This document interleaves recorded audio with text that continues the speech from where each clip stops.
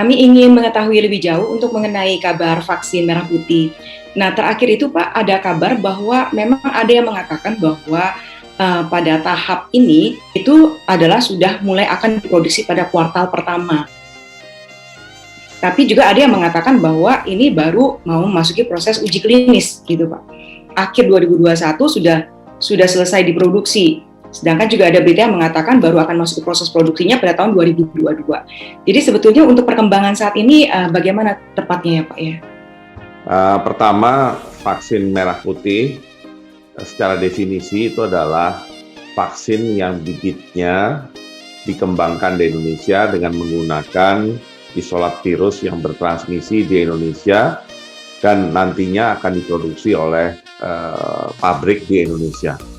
Nah, saat ini untuk vaksin merah putih ada 6 platform yang berjalan secara paralel, yaitu platform dari lembaga Eijkman untuk protein rekombinan, kemudian ada platform dari Universitas Airlangga, adenovirus, serta inactivated virus, kemudian ada platform dari UI untuk DNA, mRNA, kemudian ada platform dari Gajah Mada yang mengarah ke protein rekombinan, ada dari LIPI juga protein rekombinan, dan satu lagi dari ITB dengan adenovirus.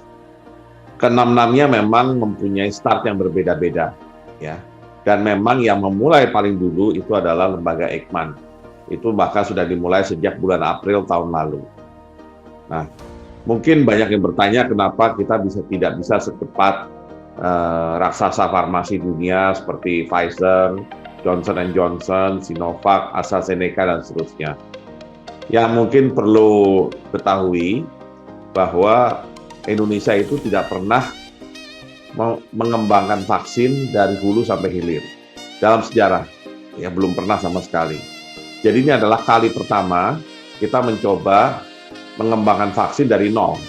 Ya, dari istilahnya dari kita mencoba mengenali apa jenis penyakitnya, virusnya, dan kemudian mencoba membuat vaksinnya, dan kemudian juga diproduksi di Indonesia.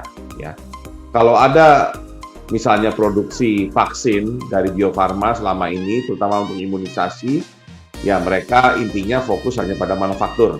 Ya, sedangkan R&D-nya kebanyakan sudah dikerjakan di pihak luar. Nah, ini adalah kali pertama buat kita untuk COVID-19, sehingga di dalam perjalanan memang banyak gangguan atau banyak permasalahan yang timbul, ya. Terutama yang juga sulit adalah memastikan Bio Farma nanti siap untuk menerima bibit vaksinnya. Namun tentunya kita tetap berupaya yang terbaik, dan rencananya dari 6 platform tersebut, kemungkinan 3 yang relatif paling cepat, yaitu dari Eijkman, dari Unair, dari UI, di mana yang dari Eijkman, yang protein rekombinan, itu akan diserahkan bibit vaksinnya, ya seed vaksinnya kepada Bio Farma bulan ini, mungkin akhir bulan ini, ya bulan Maret ini. Sehingga kita harapkan setelah itu bisa berproses di sisi hilirnya, di sisi manufakturnya.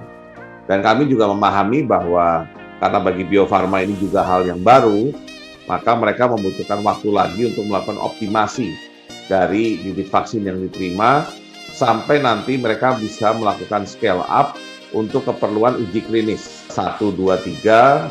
Kami juga sudah berkoordinasi dengan BPOM untuk memastikan uji klinis mudah-mudahan bisa dilakukan 8-9 bulan secara total, ya, dari 1 sampai 3.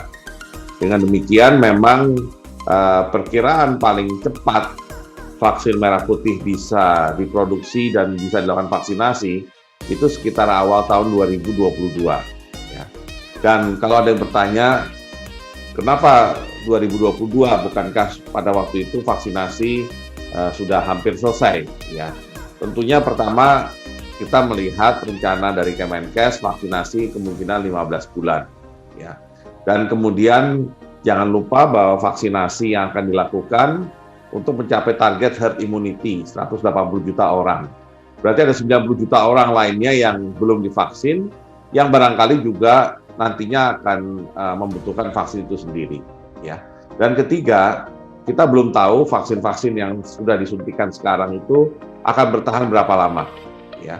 Sehingga ada kemungkinan apakah setahun atau 2 tahun lagi dari sejak mereka divaksin, mungkin diperlukan apakah namanya booster kalau sudah berkurang daya tahan tubuhnya, ataupun dengan vaksinasi ulang apabila daya tahan tubuhnya sudah hilang terhadap COVID-19. Mudah-mudahan bulan Maret ini paling tidak dari sisi lab-nya sudah mulai menghasilkan bibit untuk disampaikan ke pabrikan.